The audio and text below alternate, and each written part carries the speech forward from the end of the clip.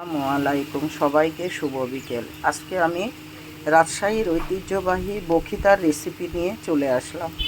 যেহেতু আমরা আজকে রোজা আছি, সাক্ষী রোজা, এই জন্য পরিপূর্ণভাবে আপনাদেরকে সব ভিডিওগুলো দেখাতে পারি না, শর্ট ভিডিওগুলো দেখাই। এটাতে আমি আজকে রান্না করেছি হাতে মেখে বখিতা। এটা দিয়েছি বুটের ডাউল, পোলাওয়ের চাউল, আর হচ্ছে সাদা চাউ, এমনি যে ভাতের চাউল সেটা।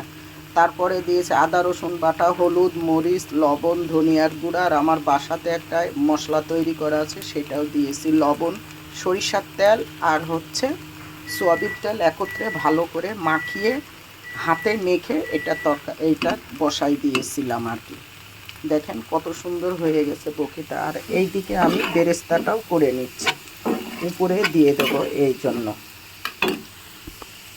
হয়ে গেল আমার রাজশাহীর ঐতিহ্যবাহী বখিতা রেসিপি। আমার রেসিপিটা যদি আপনাদের ভালো লেগে থাকে, ভালোবেসে পাশে থাকবেন, সাপোর্ট দেবেন। দেখছেন আমার বখিতাটা কত সুন্দর হয়েছে।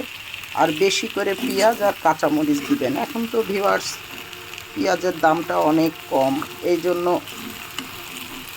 অনেক সুবিধা।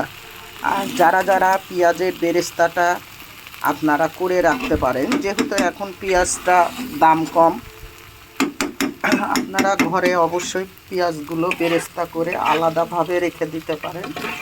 তাহলে যে কোনো কাজে সেই পেঁয়াজের বেরেস্তাগুলো লেগে যাবে। আমিও যেভাবে করি আপনাদেরকে এই টিপসটা দিলাম, অবশ্যই কাজে লাগাবেন। আর আমার রেসিপিগুলো যদি আপনাদের ভালো লেগে থাকে, ভালোবেসে পাশে থাকবেন, সাপোর্ট দেবেন। কেমন হয়েছে আমার রাজশাহীর ঐতিহ্যবাহী বখিতা? ভালো লাগলে সাপোর্ট দেবেন। আল্লাহ হাফেজ। হ্যাঁ।